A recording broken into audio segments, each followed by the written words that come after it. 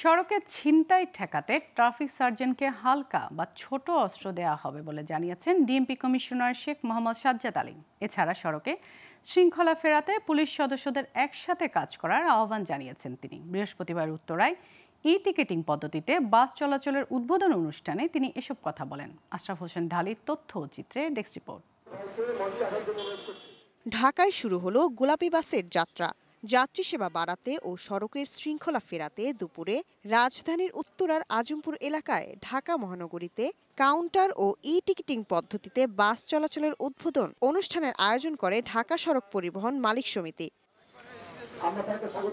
আগে যেসব পাইলট প্রকল্প চালু হয়েছিল সেসব রক্ষণাবেক্ষণ জবাবদিহিতা না থাকায় সুফল মেলেনি বলে জানান সমিতির নেতারা।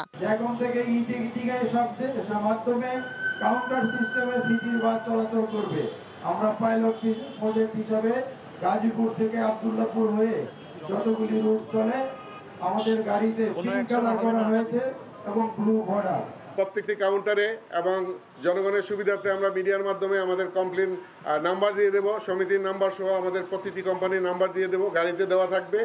আপনারা যাত্রীরা যদি কোনো অসম কর্মকাণ্ড পান বা কোনো অনৈতিক কর্মকাণ্ড পান বা আপনাদের কোনো অসুবিধার সৃষ্টি হয়, আপনারা ওই নাম্বারে কমপ্লিট করলে আমরা দেয়ার তার বিরুদ্ধে এবং তার প্রতিকারের জন্য ব্যবস্থা নেব ইনশাল্লাহ। এ সময় ডিএমপি কমিশনার বলেন, ট্রাফিক ব্যবস্থা শক্তিশালী করার পাশাপাশি ছিনতাই প্রতিরোধে ট্রাফিক সার্জেন্টদের হালকা বা ছোট অস্ত্র দেয়া হবে। এছাড়া সড়কে শৃঙ্খলা ফেরাতে পুলিশ সদস্যদের একসাথে কাজ করার আহ্বান জানান তিনি। আজকে একটি রুট, এরপরে আরও আছে আমাদের, সেগুলোও আমরা এটা পাইলট প্রজেক্ট হিসেবে নিচ্ছি। এরপরে ওগুলোও চালু করব যাতে করে ঢাকাবাসী পরিবহন ব্যবস্থা থেকে তাদের সুবিধাটা পায়, তারা যাতে সঠিক সময়ে সঠিক স্থানে পৌঁছাতে পারে। অনুষ্ঠান শেষে ঢাকা মহানগরীতে টিকেটিং পদ্ধতিতে বাস চলাচলের উদ্বোধন করে পুলিশ কমিশনার।